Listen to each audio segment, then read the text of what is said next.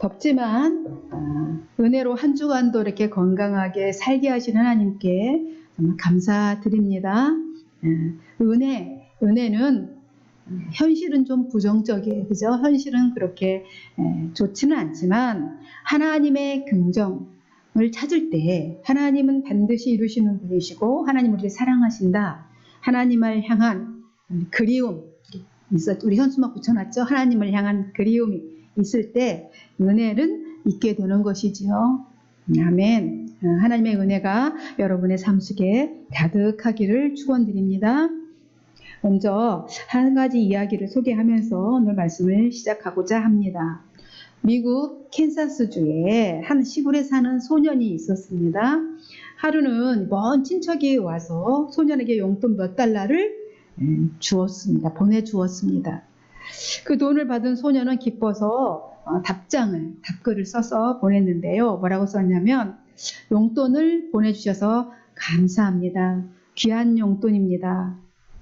마침 저희 마을에 나병 환자죠. 한센병 환자들을 도울 방법을 찾고 있었어요. 아저씨가 보내주신 돈으로 새끼 돼지를 사서 키우면 큰 도움이 될 것 같아요. 다시 한번 감사드립니다. 이렇게 편지를 보냈습니다. 소년은 돈을 조금 더 모아 정말로 새끼 돼지를 사서 길렀습니다.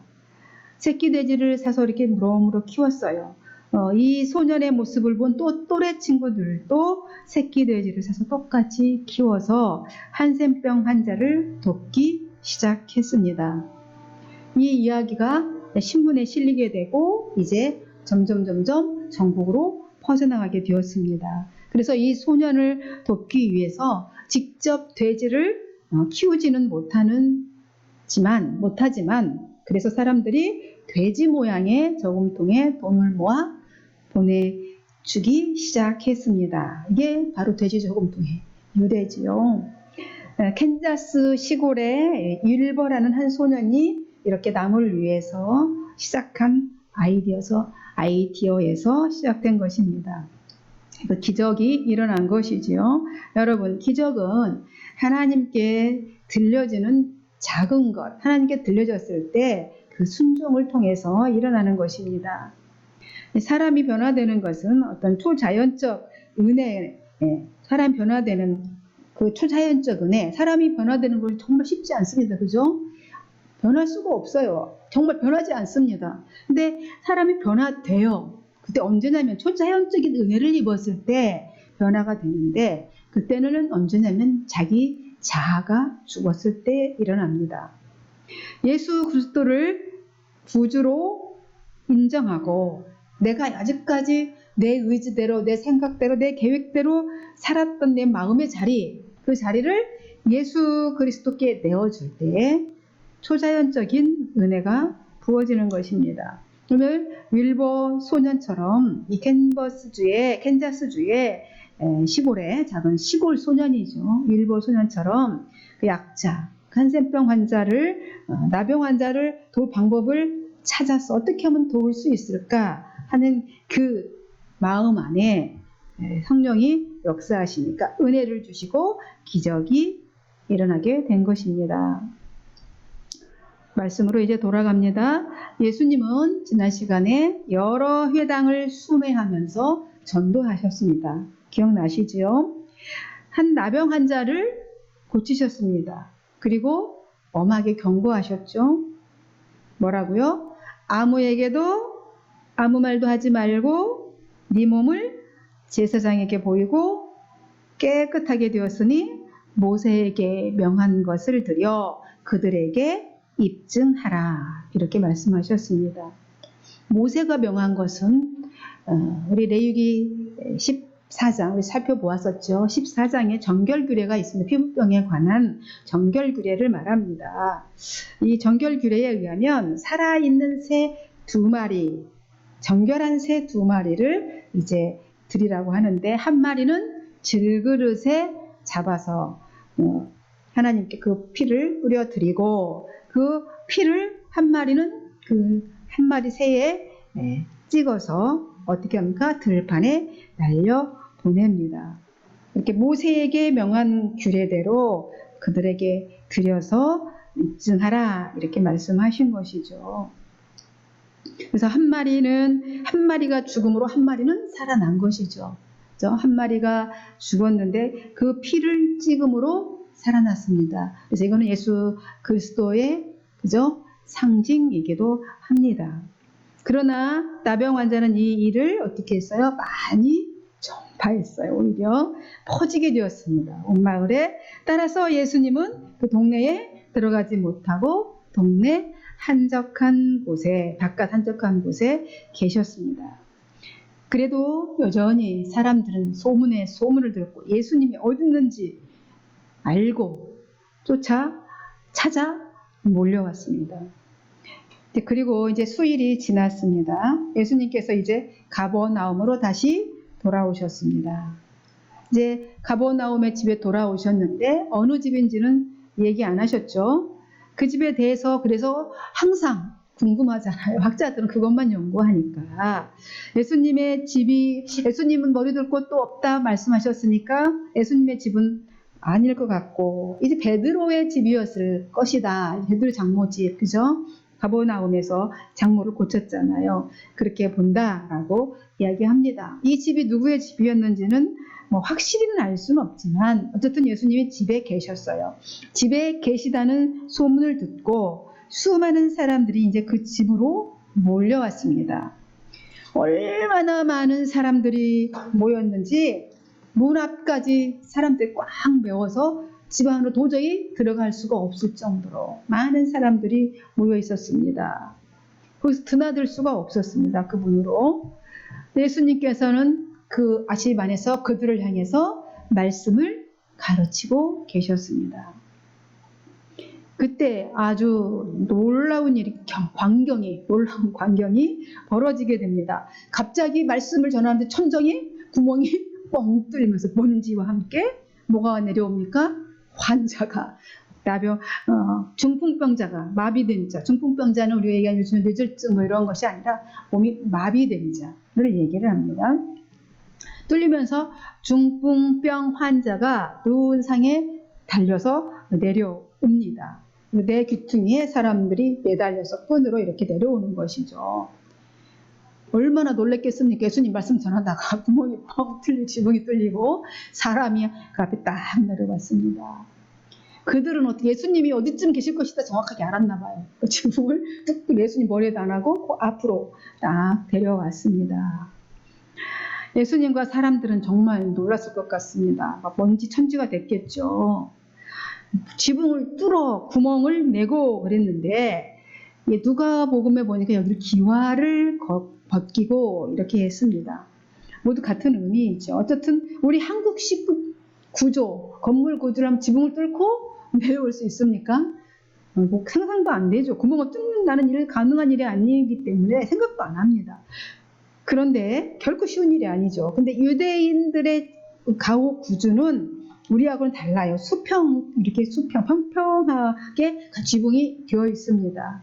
그 가로질러서 이 석가래를 놓고 그 위에다 이런 나무 큰 이렇게 가지들을 막 엮어서 놓은 다음에 그 위에 짚을 잘라 이겨서 진흙하고 이겨서 담을 바르죠. 옛날에 흙담집 지었듯이 그렇게 만들어진 게 유대인식 가옥 구조입니다. 그래서 평평하죠. 지붕이 평평하고 뜯을 수가 있어요, 없어요? 흙이니까 뜯어내면 뜯어집니다. 먼지가 엄청 많이 났겠죠. 진흙을 발라 만들었기 때문에. 그리고 반드시 그 지붕이 난간을 그냥 편편하게 눈치로 그냥 떨어져 사고 나면 안 되니까 반드시 법적으로 이렇게 난간을 다 세우도록 해서 이렇게 안전 장치를 하도록 이렇게 만들어져 있습니다. 그것을 뜯어 구멍을 내는 일은 그래서 가능한 일이지요. 그런데 환자를 메고 지붕까지 어떻게 갔을까? 그죠? 환자를 메고 어떻게 지붕까지 올라가서 환자를 집어 던졌을 수는 없고, 그죠? 네 사람 장정이 이제 층계가 이제 옥상으로 올라가는 이게 층계가 있어서 이제 거리로 메고 올라갔을 것으로 생각됩니다.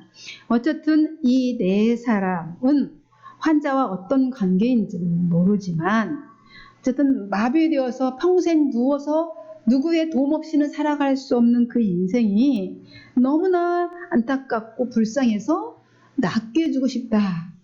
어떤 선지자가 와서 뭔 병이든지 문둥병자도 낫더라. 그죠? 그런 소식이 들었기 때문에 낫게 해주고 싶다는 일념으로 그렇게 그 환자를 메고 이렇게 온 것이죠. 이렇게까지 하는 것이 죽음까지 뚫어가면서 이렇게까지 한 것입니다. 꼭 낫게 해주고 싶다라는 그런 마음이 있었습니다. 그래서 왔는데 인간 장벽 때문에 도저히 예수님께로 갈 수가 없으니까 지금 위로 올라가서 뚫게 된 것입니다. 이 모습을, 이 장면을 지금 예수님이 어떻게 하고 계시다고요? 보시고, 그리고 그들의 믿음을 보시고 그랬어요. 믿음을 보시고. 누구의 믿음을 보셨다고요? 그들의 믿음. 메고 온 사람들의 믿음일까요? 아니, 중풍병자? 4명, 여기서 그들이라고 하면 복수잖아요. 그죠? 예수께서 그들의 믿음을 보시고 중풍병자에게 이르시되 그랬거든요. 여기서 그들의 믿음을 보시고, 이거는 어떤 사람들은 4명의 그 사람들의 믿음을 보시고 이렇게 해석을 하면 큰일 납니다. 그죠? 왜냐하면 우리 지금 교리에 문제가 생기는 거죠. 기독교 교리에. 여기서 메고 온 4사람의 믿음을 보시고 고쳐줬다라고 얘기를 한다면, 왜냐면 대겨온 친구들의 믿음 보시고 중풍병자를 고쳐줬다는 말이 되는 것이잖아요. 근데 결코 구원은 그렇게 이루어지는 게 아니죠. 그죠? 우리가 알고 있는 구원은 어때요? 내가 아무리 사랑하는 자를 위해 기도하고 그를 위해 할지라도 그가 믿지 않으면, 그죠? 구원받을 수 없습니다. 그래서 여기서 그들은 다 포함한 거죠. 중풍병자랑 그 4사람 다 포함한 겁니다. 주님은 이들의 모습, 그러니까 이들의 그 모습을 보시고 뭘 보셨습니까? 그들의 열정, 간절함을 보시고, 라는 말은 그 믿음을 그리고 판단하시고, 이런 뜻이죠. 주님은 그들의 간절함, 그들의 안에 있는 그 간절함을 보시고, 믿음이 얼마였는지 우리는 판단할 수 없지만 주님은 아시니까 보시고 마음에 주님이 감동을 받으신 것입니다. 그리고 받으시고 중풍병자를 어떻게 해요? 보고 향해서 이렇게 말합니다. 작은 자야, 내 죄사함을 받았느니라. 이렇게 말합니다. 작은 자야, 작은 자. 때로는 어디는 소자야 이렇게도 나오죠. 작은 자야. 이 작은 자라는 것은 어린아이 수준이 낮은 이런 자라는 말이 아닙니다. 이 작은 자야, 이 말은 그러니까 누구의 위로가 필요한 사람, 그러니까 누구의 도움 없이는 움직일 수 없는 사람, 존재할 수가 없는 그런 사람을 말합니다. 그러니까 작은 자야, 이렇게 예수님이 부르십니다. 메시지 성경을 봤더니 여기는 아들아 이렇게 했어요. 아들아, 내가 내 죄를 용서한다. 이렇게 해석했습니다. 이렇게 표현했습니다. 그러니까 헬라적인 이 표현으로 보면은 이 친근감, 아들아, 이 표현은 친근감의 표현인데요. 심리적인 위로를 위해서 그 누워있는 그 환자를 심리적인 위로를 위해서 사용된 표현이라고 합니다. 이 사람에게 예수님은 내 죄 사함을 받았느니라 속죄의 선언을 하십니다. 지금 이 사람은 왜 왔습니까? 병을 고치고 싶어서 왔지요. 그죠? 병을 고치고 싶어서 지금 예수님 앞에 온 건데, 예수님은 지금 속죄를 선언하고 계십니다. 내 죄가 사함을 받았느니라. 그러니까 예수님께서는 왜요? 예수님께서는 근본적인 치료, 영적인 치료, 죄사함이 병 고침보다 먼저라는 것입니다. 그러니까 육신의 질병보다 영혼의 병이 더 중요하다라는 것을 지금 보여주시고 밝히시는 것입니다. 그리고 예수님께서는 영혼의 병인 이 죄 사하시는 권세가 자기에게 있다. 그러니까 메시아이심을 보여주신 것이기도 합니다. 그런데 죄사함을 받으니 자연히 병도 고치게 되어졌습니다. 고쳐졌습니다. 마비되었던 몸이 이제 회복된 것이죠. 여기서 내 죄가 사함을 받았느니라 죄, 어떤 죄일까요? 이 수많은 죄들이 있죠. 우리는 맨날 죄인이라고 말하는데 어떤 죄냐면 여기서 하나님께 대한 죄를 말합니다. 죄는. 자, 그동안 이 유대인들이 어떻게 살았습니까? 그들은 율법에 매여 살았습니다. 그죠? 율법에 매여서 살았어요. 하나님과 상관없는 삶을 살았단 말입니다. 그야말로 안식일이 아니라 안식하라고 주신 그 안식일을 쉴 수 없는 날로 만들어버렸잖아요. 옥조이게 만들었습니다. 무거운 날로 만들어버렸습니다. 그러니까 종교 생활만 했던 그들, 영적으로 마비돼 버린 그들의 상태인 것입니다. 그러나 예수님을 만나니 이제 마비되었던 것이, 그 근본적인 것이 죄의 문제가 해결되고 영과 육이 회복이 되었다라는 것이 오늘 주제의 말씀인 것입니다. 이 환자는요, 정말 아무것도 한 것이 없어요. 그죠? 이 환자가 뭘 했습니까? 그냥 들것에 실려 누워만 있었던 거죠. 실려 왔을 뿐입니다. 내어서 예수님 앞으로 온 것 뿐이에요. 중풍병자는 완전한 은혜를 입었습니다. 완전한 죄사함과, 그죠? 육신의 질병, 구원을 받았습니다. 거저주시는 은혜로 구원을 얻은 것입니다. 그래서 사도 바울도 그렇게 말하잖아요. 에베소서에서요. 2장 8절 9절에서 너희는 그 은혜를 인하여 믿음으로 말미암아 구원을 얻었으니 이는 너희에게서 난 것이 아니요 하나님의 선물이라. 이는 행위에서 난 것이 아니니 이는 누구든지 자랑하지 못하게 하려 함이라. 이렇게 말씀하셨습니다. 중풍병자는, 이 환자는 값없이 거둬주시는 놀라운 은혜로 하나님의 선물을 받은 것이죠. 정말 값이 없습니까?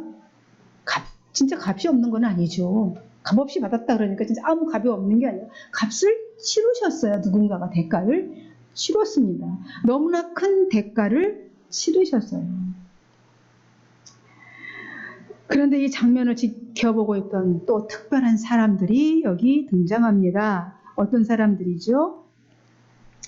6절 한번 같이 봅시다. 어떤 서기관들이 거기 앉아서 마음에 생각하기를 그랬어요. 어떤 사람들이 앉아 있습니까? 사람들이 예수님께 모일 때마다 항상 그 군중 속에 맨 앞에 앉아 있던 사람들이 있었어요. 그들이 누구라고요? 서기관들. 그죠? 어떤 서기관들이라고 해서 서기관들과 바리새인들이었습니다. 이 서기관은 뭐 하는 사람들이냐면 율법을 해석하고 그 안에서 세칙들을 만들어요. 율법을 막 해석하면서 그 안에 세부적인 규칙들을 더 만드는 사람들입니다. 만들어가지고 성도들이, 백성들이 이 일상생활에서 적용하도록, 쉽게 얘기해서 적용하도록 했고, 그것뿐만 아니라 이를 통해서 백성들을 어떻게 정신적으로 지배, 가스라이팅, 그죠? 정신적 지배를 했습니다. 예루살렘 공회에도 많은 의석을 차지했던 게 바로 이 서기관들이에요. 의석을 많이 차지했고 예수님을 십자가에 못 박는데 앞장섰던 사람들도 서기관들입니다. 이들은 예수님을 따르는 군중들이 있는 곳에는 항상 있었습니다. 왜요? 왜 그러는 걸까요? 이들은 대체 왜 예수님을 계속해서 따라다니면서 계속해서 예수님이 행하시는 말씀과 예수님이 선포하시는 말씀과 행하는 모든 기적들을 다 봤어요. 기적과 이적을 이들만큼 많이 본 사람들이 없습니다. 근데 안 믿어요. 그런 이유가 뭘까요? 그 이유는 나사렛이라는 가난한 동네 출신, 시골 출신 예수라는 이 청년에게 사람들이 모여들었는데 들려오는 소리가 뭐라 그래요? 그는 정말 하나님께서로부터 난자가 할 수 없는 일을 그는 하더라. 그가 메시아일 것이다. 라는 소리가 들려온 겁니다. 예민해졌죠. 그죠? 율법학자잖아요. 율법을 막 공부하고, 율법을 막 해석하고 막 이런 사람들이니까 예민해졌어요. 그래서 저거 분명히 이단의 우두머리 정도 된다 싶으니까 계속해서, 조사하고 계속 그 자리에 있으면 뭔가 발톱을 뚫을 거야. 뭔가 책 잡으면 뭔가 있을 거야. 라고 하면서 계속 건수 잡으려고 잡기만 하면 처단해 버리려고. 그런 마음으로 앉아 있으니 은혜가 됩니까? 말씀이 예수님이 전해도 은혜가 안 되는 거예요. 그래서 그렇게 앉아 있는 겁니다. 그러니까 이들은 자기들이 갖고 있는 메시아는 이런 분이야. 메시아가 아닌 나름대로 있었던 것이죠. 그래서 그 관으로 지금 이 청년 예수를 바라보니 도대체가 아닌 거죠. 그죠? 아닌 거죠. 책 잡을 것만 찾고 있는 사람들입니다. 근데 마침 예수님께서 지금 그들의 귀에 딱 거슬리게 책 잡히는 말을 지금 하셨죠. 뭐라고 했죠? 내 죄 사함을 받았느니라. 그러니까 이 얘기를 하는 순간, 딱 좀 번쩍 뜨면서 속에서 이제 일어나는 거죠.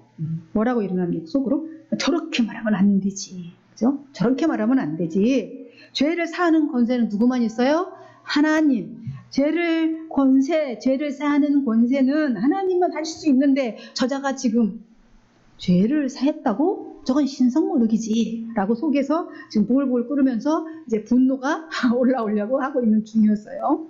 저도 저거를 어떻게 처단하지? 뭐 이런 생각을 하고 있었겠죠. 근데 여러분, 예수님이 그리스도이심을 믿지 않는 사람에게는 이렇게 생각하는 것이 당연합니다. 그죠? 예수를 믿지 않는 사람에게 복음을 전하면 이렇게 생각하는 것이 마땅하죠. 무슨 허무맹랑한 소리야. 신이 어딨어? 예수가 어딨어? 2000년 전에 죽은 성자라고 하면 내가 믿겠어. 석가모니나 이런 사람들처럼. 신이라니. 그죠?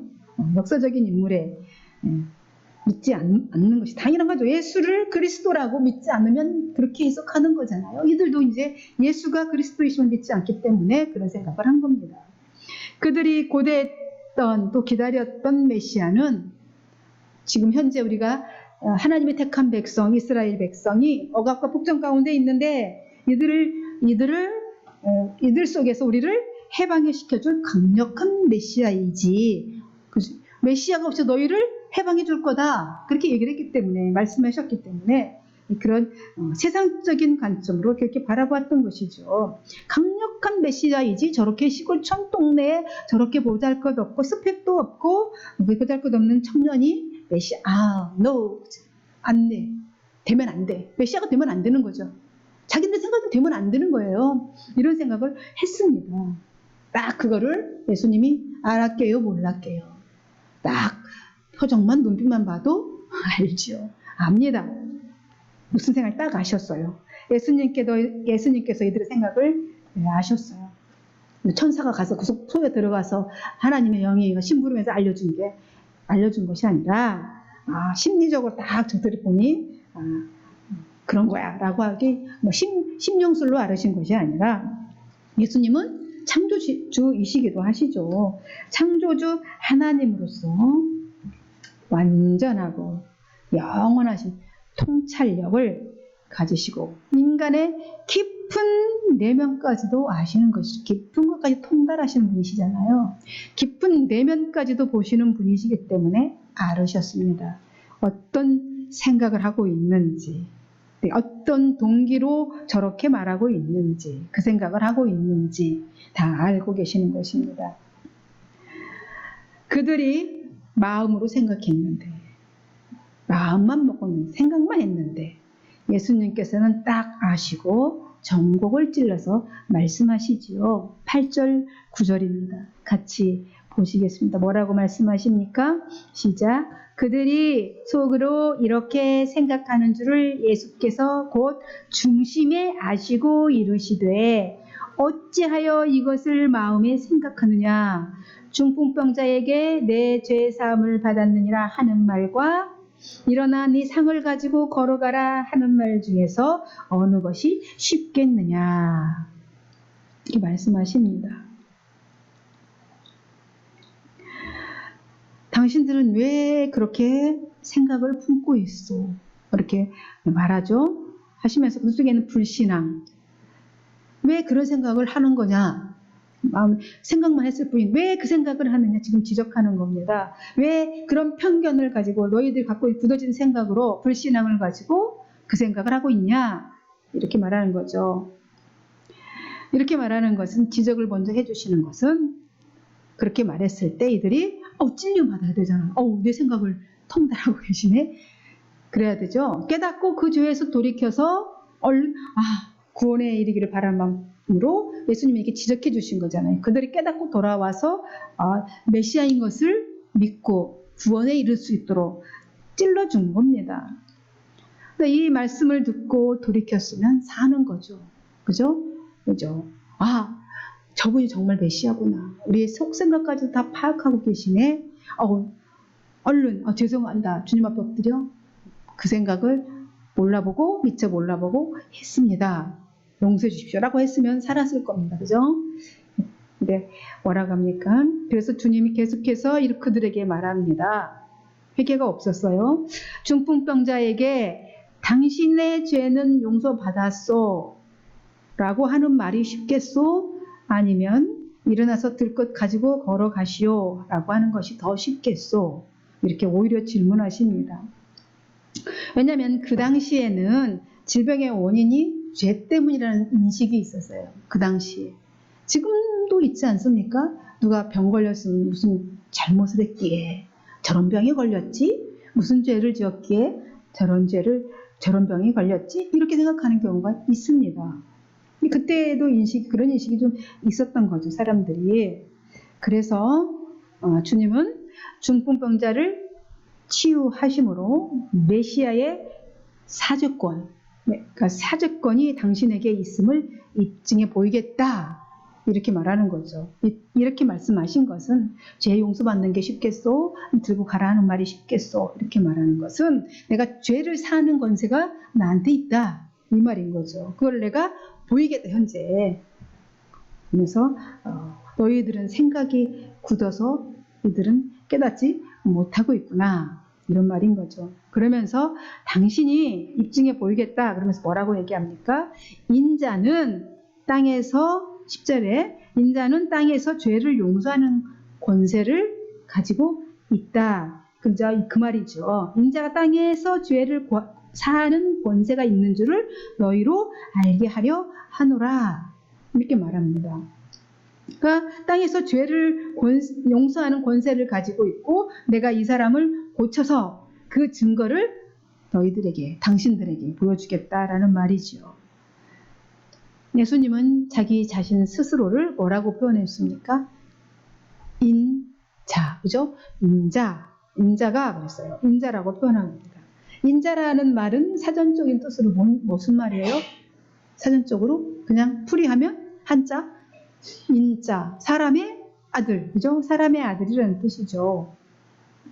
예수님께서 스스로 인자라고 한 것은 하나님이시잖아요, 예수님. 하나님이시지만 인간의 몸을 입고 오셨다라는 것을 강조하기 위해서 인자라고 이렇게 말씀하십니다. 예수님 말고도 인자라는 말을 사용했습니다. 구약 성경에서. 찾아보더니 어디냐면 다니엘서 7장 13절에 이렇게 다니엘이 환상 중에 본 모습이거든요. 내가 또 밤 환상 중에 보니 인자 같은 이가 하늘 구름을 타고 와서 옛적부터 항상 계신 이에게 나아가 그 앞으로 인도되매 이랬어요. 그러니까 다니엘이 환상 중에 인자 같은 이, 즉 인자 같은 이 같은 이예요. 사람 모양을 한 이를 보았다는 거예요. 그러니까 예수님이 오시기 전에 언제냐면 이때가 530여 년 전입니다. 그러니까 예수님 오시기 500년도 전에 육신의 몸을 입고 시공간 안으로 들어오시는 그리스도를, 하나님을, 인자 같은 이를, 그러니까 사람의 모습을 입고 온 이를 보았다는 겁니다. 따라서 이 인자라는 말 속에는요, 하나님이 인간의 몸을 입고 대속의 제물로 오셨다는 의미가 담겨 있는 겁니다. 예수님은 서기관들에게 이 인자가 땅에 오신 이유는 바로 포르든 자, 갇힌 자, 즉 이 중풍병자처럼 마비된 채 살아가고 있는, 영적인 마비가 된 채 살아가고 있는 자들을 위해서 너무너무 하늘에서 가슴이 아파 보다가 그들을 구원해 주려고, 대신 값을 치러주고 구원해 주려고 오셨다라고 지금 말씀하고 있는 겁니다. 그리고는 중풍병자를 바라보시고 말씀합니다. 당신은 이제 자리를 털고 일어나서 그 자리를, 당신이 누웠던 그 자리를 들고 집으로 가시오. 이렇게 이야기를 합니다. 그 사람은 이제 말씀대로 들 것을 들고 모든 사람이 보는 앞에서 이제 걸어서 집으로 갔습니다. 이 모습을 보고 완전한 하나님, 예수님께서 완전히 하나님, 죄를 권세가 있는 그리스도이심을, 병을 고치시는 그리스도이신 것을 드러내면서 자신의 모습을 드러냈습니다. 그 말씀대로 일어나 들 것을 들고 모든 사람이 보는 앞에서 집으로 돌아갔어요. 그리고 사람들은 반응이 크게 놀랐다고 했습니다. 크게. 그 모습 보고 안 놀랄 사람이 어디 있겠습니까? 평생 마비되어서, 그건 불치병, 고칠 수도 없는 병. 그냥 그렇게 살다 그렇게 인생이 끝나버린 인생, 마비된 채로 그 인생이 지금 예수님을 만나서 누웠던 자리를 들고 집으로 갔습니다. 그리고 죄사함을 받았다 선언하셨습니다. 얼마나 놀랐겠습니까? 모든 사람들이 크게 놀랐다. 오늘 성경은 말씀하고 있네요. 하나님께 그러면서 보는 그들이 하나님 앞에 찬양을 드리고 영광을 올려드립니다. 뭐라고 합니까? 우리가 이런 일은 평생에, 이런 일은 도무지 보지 못하였다.